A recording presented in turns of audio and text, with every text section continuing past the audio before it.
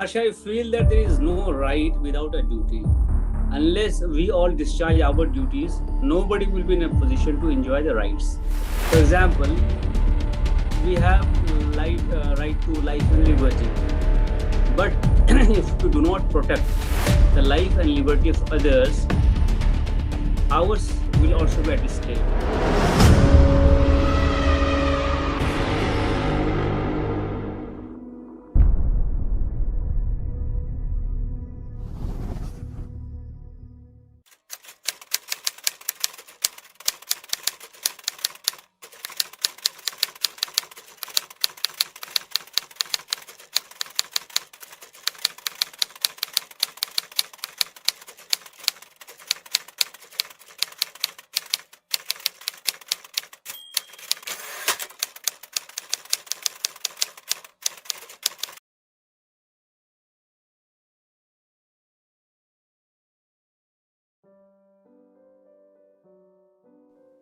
Greetings, ladies and gentlemen. Today it is an honor and a pleasure for me to introduce you all to this very particular session where we are going to know more about our fundamental duties.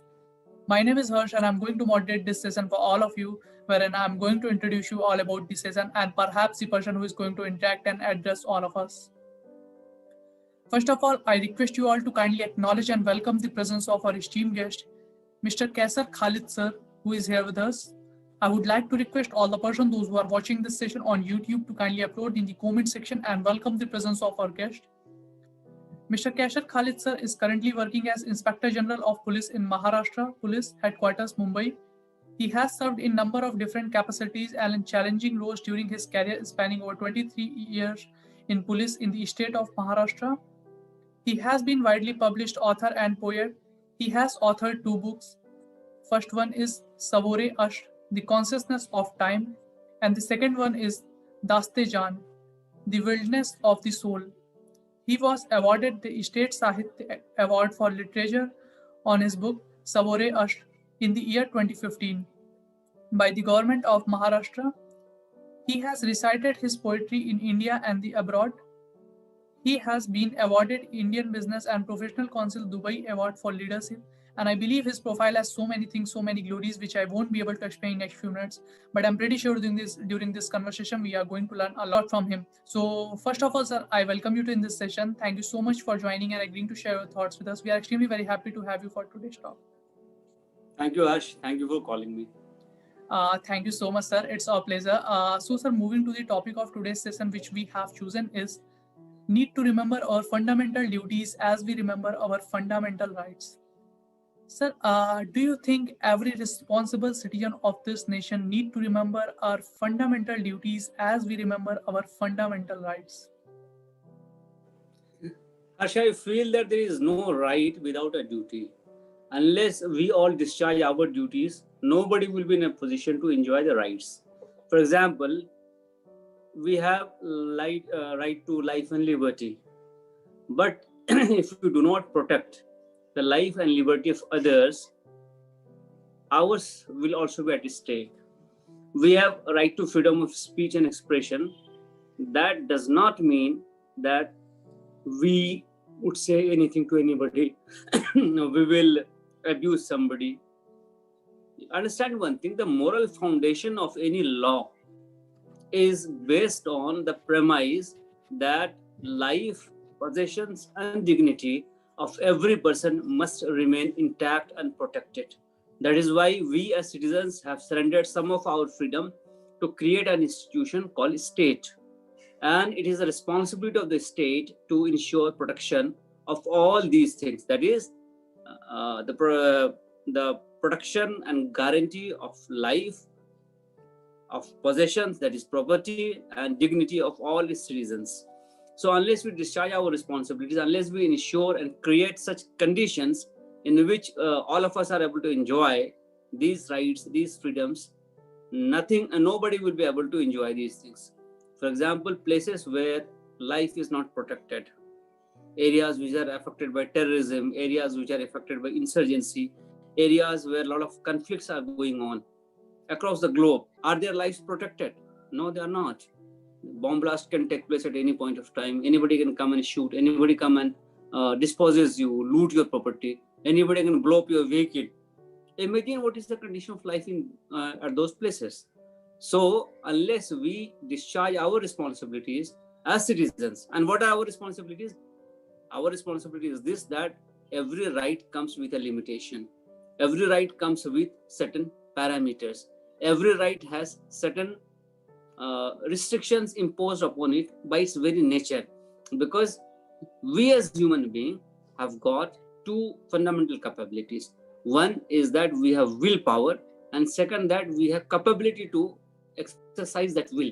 And as experience has shown us that many of us would misuse these facilities. We will do something which will be injurious to life, property, or dignity of somebody else.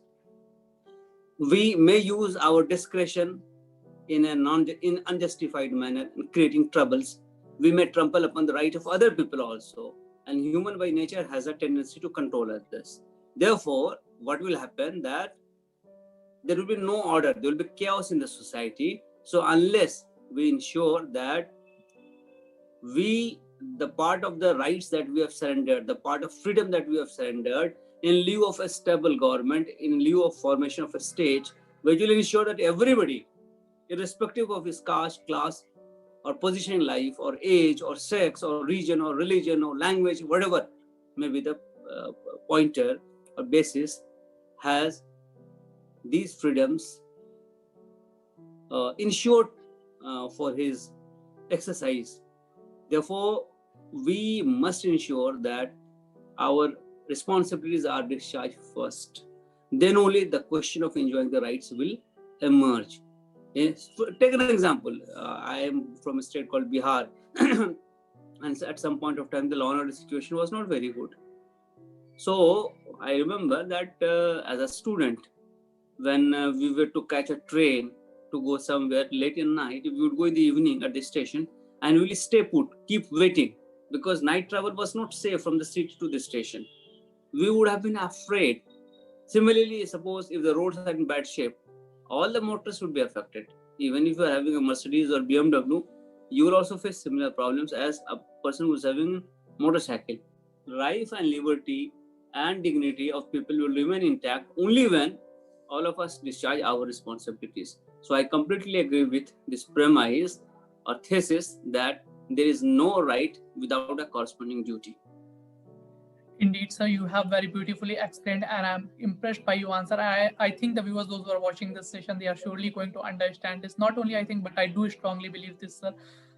Sir, my next question to you is, and I'm sure you must have tackled this question more than 500 times, but I'm still asking you, sir, why do you have chosen to become an IPS officer? What are the reasons you opt for civil services? The first part of the question, why somebody chooses to be an IPS officer, or for that matter, a police officer. If I would have been wearing my uniform right now, there was no need for me to describe myself or introduce myself. The moment you would see the uniform, you'll realize I'm somebody who is belonging to police department, who's a part of the government. So uniform gives you immediate identity, one. Number two, it gives you an opportunity to serve people when they are in distress. I may not be able to increase their income. I may not be able to ensure education of their children. But yes, I'll be able to ensure the protection of his life, his possessions, and his dignity to the best possible manner. One. Number two, there are a lot of injustices in the society, and people need an agency who are able to listen to them sympathetically, have empathy in them, who help them and try to minimize and reduce their pain and suffering. That institution is police. That is the first stop for anybody who is afflicted by any injustice. Thirdly, there is no development in the society unless there is peace and order. And we are the people who ensure peace and order. So given the attraction for the uniform, given the possibility of serving people at the earliest, given the possibility of bringing a smile on the faces of the people who are distressed, who have been wronged, and ensuring that they get justice, from the government, from the department, were very, very major pull for me to join this service. Now, as far as civil services are concerned, civil service exam is a gamut of is common exam for a number of services. Sometimes it could be even 20-25 such services. So what happens that when you decide to take this exam, the requirements of this exam are: one, you should be reasonably intelligent; two, you should have understood the subject which you have studied in your graduation, or the subject which you are going to opt as an optional. Thirdly, you should be able to analyze the interrelationship of different things, events, places, timing, reasons, and should be able to form a view or an opinion about that. Also, you should be in a position to, or you should have a habit of doing sustained hard work over a long period of time, and you should have a reasonable understanding of the things that are happening around you. These are the requirements for civil services. So any candidate who has these requirements is a fit candidate to be selected. Now let me tell you that we who have qualified civil services exam and have been allotted some service are no different from you all. I'm not having 4 hands or 10 head or 4 legs or 4 eyes. I'm a normal, simple human being like all of you. I was a student some 25 years back. I was very similar to you, probably not as privileged as many of you would have been. I was educated in a vernacular medium school. We didn't have the facility of internet or computer or even newspaper, forget other things. We had a lot of difficulties. Nobody was there to guide us. There was no mentor. And whatever we did was trial and error. My session got delayed by 2 years. So a graduation course I did in 3 years. It took me 5 years to complete that course. 1 year delay and 1 year walkout in Patna City, unfortunately, in my batch. So quite a few difficulties we had. But the hope and optimism was always there. And the faith on your own capabilities that yes, I shall be able to do it. I shall be able to overcome all the difficulties. If we have this faith in ourselves and faith in our creator, and we are able to do hard work consistently over a period of time, what you call as tenacity, and if we are able to move in right direction, read right material, and apply these things, the principles that I just outlined in our studies, I think anybody can qualify in civil services exam. It is not a very, very difficult exam, yes, but it requires a lot of patience, a lot of hard work, and a good understanding. Please understand, we who have qualified civil services are not exceptional people. If we are exceptional, it is just one count, and the count is that we are able to do hard work and sustain that hard work over a long, long period of time. Maybe I would say from graduation onwards, at least, that is those 5-6 years, we will stay in hard work. Anybody who is able to do it will qualify. Indeed, sir. Again, it was quite inspiring message from your side. I'm sure the civil servant aspirants, those who are watching this session, they are surely going to inspire from this. Sir, my next question to you, or rather say, sir, may I request you to please explain our viewers the significance of "We the People of India" in the preamble of Indian Constitution? As I was speaking in reply to the question on rights and duties, you see, we have two concepts in political science. One is state and one is government. Now, if you look at human being intrinsically, a human being has 3 fundamental capabilities or qualities. One, a human being is an intellectual being. That means it has wisdom and it accumulates wisdom over a period of time. That means we have a history, we have civilizational things which are passed on as legacy. We learn, we accumulate that learning, and we pass on that learning, and our learning process goes on. That is why we refine our technology, that's why we refine our knowledge, that's why we have developed the art of criticism, and that is why we are more and more exact in sciences and in social sciences also. By and large, now we are reaching to a stage of general acceptance of certain theories. So we are an intellectual being, we are a wise people. One. Second, as I spoke, we are a moral being. When we are a moral being, that means that we decide between what is good and what is bad. We decide what we should do and what we should not do. We decide what is to be achieved in life and what is to be discarded in life. The entire foundation of law comes from this morality, because we pass judgment on acts, on actions and thought of other human beings and ourselves also. Sometimes you may be thinking something and you say, no, no, no, theek nahi hai. No, it's not good. I should not think this way. So we are a moral being. And third, we have an aesthetic sense. That means that we love beauty. We are attracted by beauty in whatever form, be it a flower, be it a person, be it a place, be it an architecture, be it something from nature. And we love beauty. We are attracted towards beauty and want to be away from ugly things. Now, these three things lead us to one. We develop our culture and civilization. For example, compare it with, say, tiger or lion. For last 40 or 1,000 years, the technique of hunting of a tiger or lion has not changed. It has seen no improvement because that is intrinsic, instinctive. Now, every tiger or lion cub will kill the prey in the same fashion, in the same manner. Two things: one is your claws and one is your teeth. They're using that technology only, and there has been no change. While human beings, we started from, say, horseback or horse as a medium of our conveyance. Then we made bullock cart, and we invented wheel. Then we came on horse-driven cart. Then to motors. Now plane. Now spacecraft, shuttles. So look, only now I was seeing a video of a Japanese bullet train which was clocking around 400 or 500 kilometers per hour. That is the kind of thing that we have developed.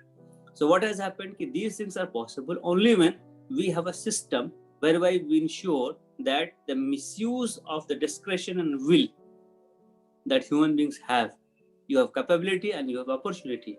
When these two meet, then you are able to execute a plan. Now, this plan may be good or bad. You may hurt somebody or you may do something good. We have a nature. We might hurt other people. We might trample upon the rights of other people. We might injure other people. We might take over their property, their possessions.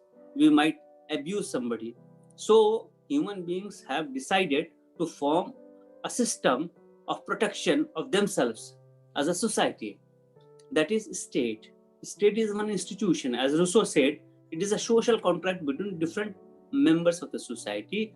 And in that social contract, we surrender some part of our freedom. That is how the state is able to impose tax on us. Nobody wants to give money, but we pay tax. Why? Because the state has to be sustained. I can go at any place. For example, there was pandemic here, and the right to movement was severely curtailed. We all adhere to that. Intrinsically, I wouldn't like to be confined to my house. I would like to roam around, go somewhere. But then state has imposed certain restrictions on my movement. So we have created a state. When we have created a state, then it has to function. It has to execute the will of the people. How does the will of people get reflected? First and foremost, people will form one basic tenet of governance, one basic law of governance. That is the Constitution. Now, to implement the ideas and ideals of the Constitution, you will have a system put in place which is called government. Government will attempt to attain the goals and objectives which are given by the people of this country in the Constitution of the country. So we the people are supreme. We the people are the one in which the sovereignty of the country is vested. We the people are the people who have actually constituted this state. That is why if you see the preamble of the Constitution, you will find that it defines the nature of the state. We the people of India, having constituted India into a sovereign, socialist, secular, democratic republic. Now this is the nature of the state which is being explained here. Then what will be the ideal of this state? So to attain, say, freedom, social, economic, political, and equality before law, and those things are there. If you read out the preamble, you will find all these things. And on what date we have adopted this, we have resolved to adopt this, that date is also mentioned. So that is what we the people mean. We the people means that it is the people of India who are the who are the actual holders of the sovereignty for this country. It is the people of India who have expressed their will in the form of our constitution. So the sovereignty of this country lies in the people of India. Will of the people of India is supreme. The people of India will give their verdict who will serve them as government. People of India will decide which law should be enacted. People of India will decide which law should be repealed. People of India will decide what will be the form of the government. So all the laws which are passed by the parliament is nothing but a reflection of the will of the people of the country. So we the people are actually the fountainhead, the source of entire power which is given to the government. And we the people are the people who have constituted this Indian state and have defined the nature of this state. And we the people of India are therefore the basic constituent of this country. Indeed, sir. Again, you have very beautifully explained and given a very detailed overview. And I think the viewers who are watching this session, they are surely going to learn many things from this. Sir, my next question to you is, how do you see the role of youth as a change agents in the India's development? See, the youth of today will be the people who will run this government, this country tomorrow. Every generation comes with its own potential. And I strongly believe that as the generations come, they are having much more potential than what we had. If you just compare the syllabus for class 10, say in 80s and in say 2020, what we used to study in say class 10, now the students are studying in class 8 or so. So this generation is very energetic, very capable, brilliant. I would say that. But every generation has its own problems. Our generation was not so conformist generation. We did not have something called peer pressure. Everybody must conform to certain norms. That was not so important for us. And we were, in a way, kind of thick-skinned people. I mean, somebody scolding us didn't make much difference to us. But now, the generation which is coming, it is very, very, I should say, sensitive to any assault on the dignity or even something being told to them harshly. There are a lot of peer pressure and their own academic rigor is quite high. The hard work that they need to do is pretty much more than what we had. But this generation also has resources to meet these challenges. They have internet, they have technology on their fingertips. We learned computer when we went to Mussoorie for training, civil services training. Then for the first time, I learned computer. Now my kids have learned computer in class 1 or class 2. I mean, a small child also would know how to put on a song or go to YouTube or do something, send a message, something like that, which it took time for us to learn.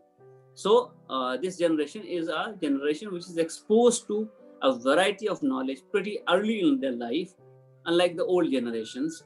But at the same time, this generation is also a stressed out generation. We had much less stress in our time than these. We were not so bothered about percentages or marks. Yeah, we need to do well. Of course, that was always there in the back of the mind. But this competition for 98% or 99%, or sometimes I read about colleges where the cutoff was 100%. In our generation, it was never so. I mean, I scored 82% in my 10th exam, and I was among the toppers in Bihar. You understand that thing? Now, if my child would bring 82%, she won't get even a decent college, forget good college. So that is the difference. So the pressures of this generation are also much more, and expectations from this generation are also much more. But all in all, I feel and I believe that that this generation is really a very capable, very optimistic, very technology savvy, and is a generation which is capable of doing hard work also. And I have lots of hope from this generation. Indeed, sir. I think it's a kind of privilege today we got to hear all those things from you, and as you are sharing you many of your example of your times and comparing with the recent new generation, and I think it will many of our viewers going to learn many things from this. Sir, my next question to you is, which is most interesting case that you have solved? What are major takeaways which you could share with viewers so they get inspired from it? See, every case is unique, different, and there have been a number of major cases that we were able to solve. Some would be regarding body offenses, killing of people, property theft, dacoity, robbery. Some would have been hacking and all that. But the takeaway from all this investigation is this, that I learned that, as somewhere I read about Einstein, who said, in this world, only two things are infinite: the universe and human stupidity. I'm not so sure about the former. The universe might be finite. Human stupidity is infinite. So, having spent 25 years in this service and seeing these things from a very close quarter, what I have understood is that nothing is final. In this world, nothing is final. No relationship is absolute. Nobody has to be taken on face value. In God we trust. The rest we will verify. So that has been one major takeaway for me.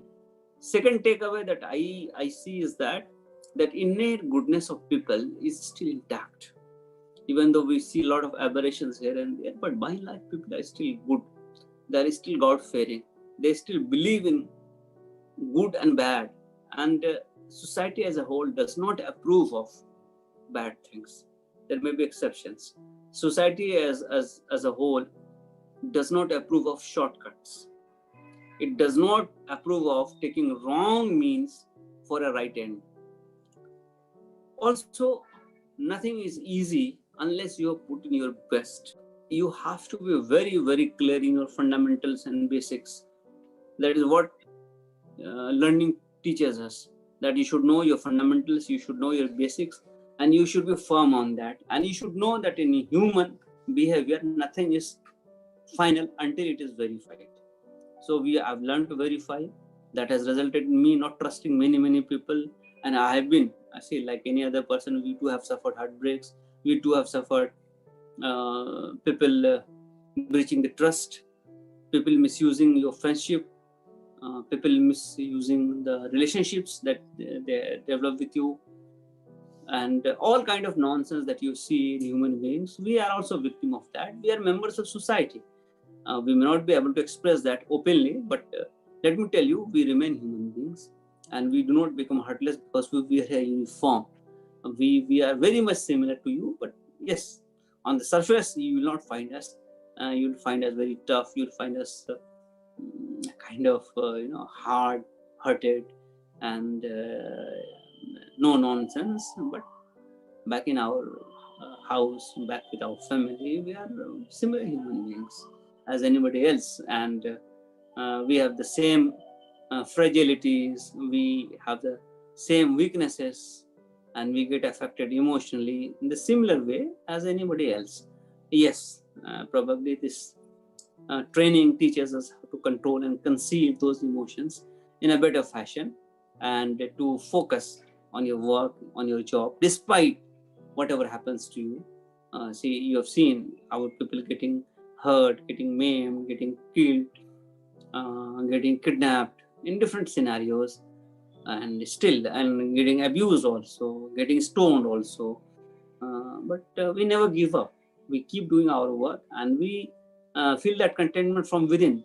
People may not appreciate, they may not speak good at times, they may criticize us, they may be very harsh on us, but down into your soul and into your heart, you know that what you have done is the correct thing. You have discharged your responsibility, and this is the responsibility imposed by you by law, imposed on you by law, and you have abided by law. And at the end of the day, this contentment that I have been fair, I have been just, and I have done to the best of my capability is something which will see you through all these despairs and distresses and depressions and bad times. Indeed, sir. Again, it was quite insightful answer from your side. Sir, my next question to you is, IPS officer play the pivotal role in establishing law and order at the grassroots level in the country. The post of an IPS officer is an achievement in itself. The Indian Police Service is a place where you can really make a difference to society at all levels with direct interaction with public. So it's a kind of request to you. Please put some light on the life of an IPS officer, the struggle they endure every day, so that normal civilians sleep in peace. Well, the life of an IPS officer and any, for that matter, any policeman is tough, if not doubly tough. First and foremost, our working hours are undefined. We are supposed to be on duty 24 hours. That means even if we come back from our offices, if something happens, some emergency takes place, some crime takes place, then we need to rush and start doing our work. So one is you get much less time with your family and much less number of holidays than the normal people. They enjoy their Sundays, they enjoy their Saturdays, and they enjoy other festivals. We are on duty on festivals. So I say, I'll explain myself. I mean, while I was in executive policing during Eid, in the morning I used to go pray, come back, change into my uniform, and go into my area and see to it that things are fine and well taken care of. Even while going to for this prayer, I used to take location that bandobast is there, people have reached their spots, everything's all right, things have been checked, it has been ensured there is no untoward incident would take place. And this is similar for every other bandobast. Ganpati, for example, procession is the biggest procession here in Mumbai and also in Maharashtra. Then Durga procession, then Holi, then Diwali, and we are on duty. So, but it is that we have consciously chosen this life. So I'm not complaining. I'm just telling you the difference that happens. So one, that there are no fixed working hours. So you may be out anytime. And since there are no fixed working hours, therefore the food, taking food on time becomes a challenge. At many places you are on duty and then it's difficult to eat and all those things. So many of us suffer because of that. Thirdly, as I've explained to you, that we are on duty on festivals. So we do not get that time off as anybody else gets. Also, when people come to us, they are in distress, they are in despair, something wrong has happened to them, some injustice has taken place, somebody has trampled upon their rights and all that. So it's not a very good scene to see dead bodies, to see injuries, to see rape taking place, to see a dacoity taking place or robbery taking place and similar kind of things. Somebody's account has been hacked and lots of money has been taken out. So we meet people who are quite unhappy and who have been victims. So that is something which affects us. I remember long back when I joined service, I think my first charge was in Jalgaon district in 99-2000. So there's a board in front of my chair. Now this is called crime board. Now, every morning I used to go sit on my chair and have a look on that board. So it starts with murder, attempt to murder, dacoity, robbery, rape, theft, this and that. I kept reading for so many days. Then finally I said, please take out that board and let us put it on my computer screen. So you understand that the environment is stressful and you need to keep your positivity intact, and you need to read and you need to reflect on life and other things, so that negativity goes away. So that is there. And also because you get less time with your family and children, so a lot of work or responsibility shifts on your spouse. and it's a difficult balance which you have to achieve. Also, you do not get many holidays, so people go here and there to tourist places, to hill stations, to this and that. Sometimes we may not be getting that thing also.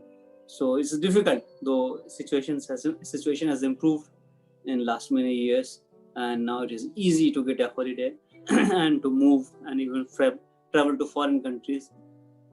So in a way, it is a challenging life. But remember one thing, that this challenge is what makes life worth living.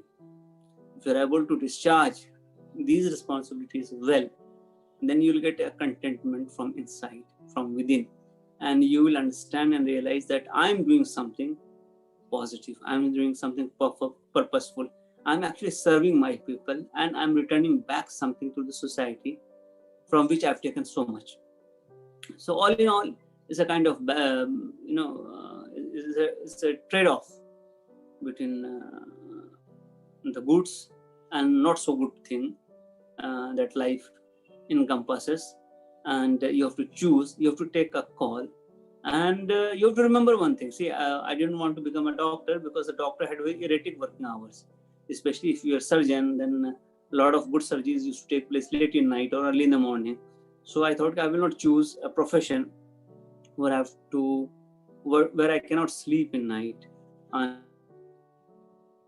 where I have to give up my sleep for the sake of something. But now this service, and after having spent 25 years in this service, I realized everything comes with some good and some not so good things. So police also, we have night rounds and we have visitations, and something happens in night, then there's no excuse. You have to go and rush immediately. So that way, I think every service has this kind of pros and cons. But all in all, I feel, person like me feels happy and contented that he or she has been able to serve the people of the country, the society, and has contributed his might or bit in ensuring that life, property, and dignity of the people remains free from threats and remains in good condition. All right, sir. We are very proud of you and on the officials like you, that you are the people those who are us for all the times. And I would like to tell my viewers that sir is very famous poet also, and he has recited his poetry all over the world. Sir, may I request you to give one piece of advice to all the viewers, those who are watching this session, but in the language of poetry?